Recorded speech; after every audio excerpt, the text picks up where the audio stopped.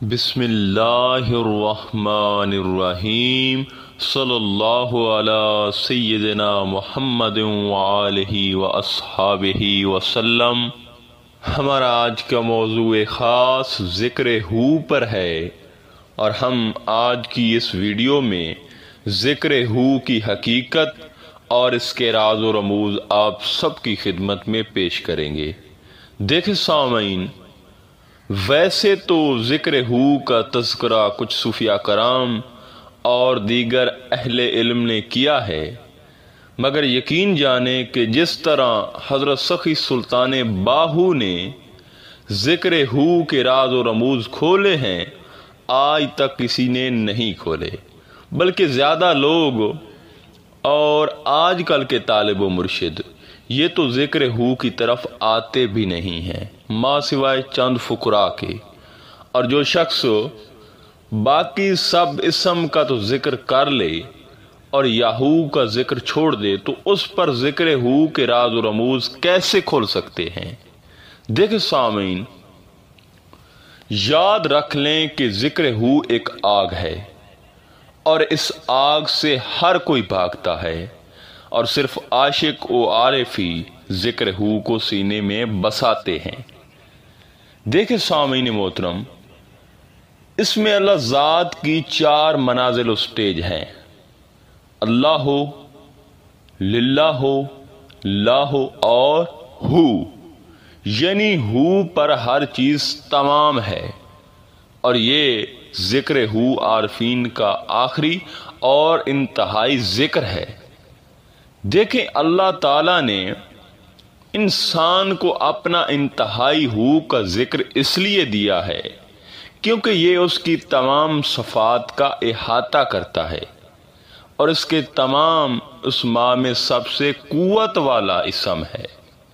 دیکھیں سامعین، اللہ کا یہ اسم اس قدر قوت کا حامل ہے کہ اگر ترازو کے ایک پلڑے میں اسم ہو رکھ دیا جائے اور دوسرے پلڑے میں پوری کائنات، جنت و جہنم رکھ دی جائیں، تو یقین جانیں کہ اسم ہو والا پلڑا بھاری ہوگا، اور ذکر ہو سے ہی روح کو وہ نور بصیرت حاصل ہوتا ہے جو دیدار الہی کے لیے لازم ہے۔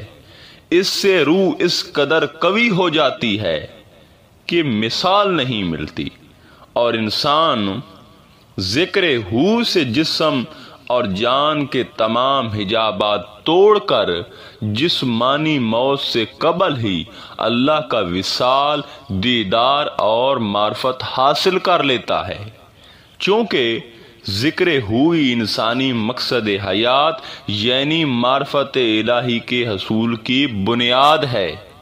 اور حضرت سخی سلطان باہو، آپ جو عارفوں کے سلطان بنے ہیں، آپ بھی ما ذکر ہو کی وجہ سے بنے ہیں، اور ذکر ہو سے ہی آپ نے تمام مرتبے پائے ہیں۔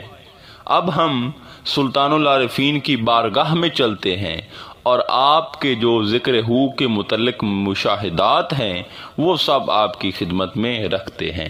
آپ فرماتے ہیں: باہو باہو فنا باہو بقا شد، کہ اول آخر راز ہو بقا شد۔ باہو ہو کے ساتھ فنا ہو کے بقا پا گیا، کیونکہ اول آخر ہو کا راز اسے مل گیا۔